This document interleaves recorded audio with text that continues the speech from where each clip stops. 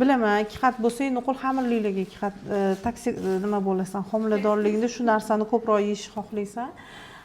Endi o'tgan safar mayli birinchisiga besplodiya bilan kelding, o'shaning uchun homila bo'ldi, tug'ib olding, ikkinchisiga ham mayli besplodiya edi, tez ikkinchisida ham tug'ib ola qoldik, hali organizm tiklanmagandi. O'shaning uchun lecheniya qilib beraverdim, endi o'rtada kutgansan, boshqa qilgansan homila bo'lishini deb. Endi bundan keyin dod desang ham, voy desang ham tug'ruq bo'lgandan keyin spiral qo'yib qo'yamiz.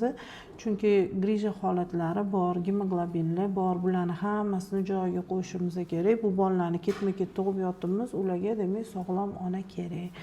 Xo'p, nima bo'lyapti hozir? Erta oshqozon osti bezida ozgina o'zgarish bor. O'shani hisobiga xamirlilar, qattiqroq ovqatlar, hazm bo'lishi qiyin bo'lgan ovqatlarni yesang, shu bezovta qilib qo'yapti. Dieta qilasan, gazli, shirinli, xamirli, kofe, mana shu narsalardan tiyilib turgin. Правильный питание qilib tur. O'tgan galgidagi yana lecheniya qilib beraman. Bandaj taqamiz. Mana shu ayollar shunaqada, birinchisida hamma narsani standarti bo'yicha qiladi, ikkinchisida hech narsa bilan ishi yo'q. Bolani hozir ko'p qimirlash sani gemoglobining, qoning kamligi hisobiga. Narginda hamma narsani soatini vaqtiga qilib qo'yganmiz. O'shaning uchun Allohga behisob shukr, bolang sog'lom tug'ilishiga sababchi bo'ldik. Endi bunisida ertaga rahit bo'lib qopti yoki nevrologik muammosi bor ekan deb kelma mani yonimga aytganini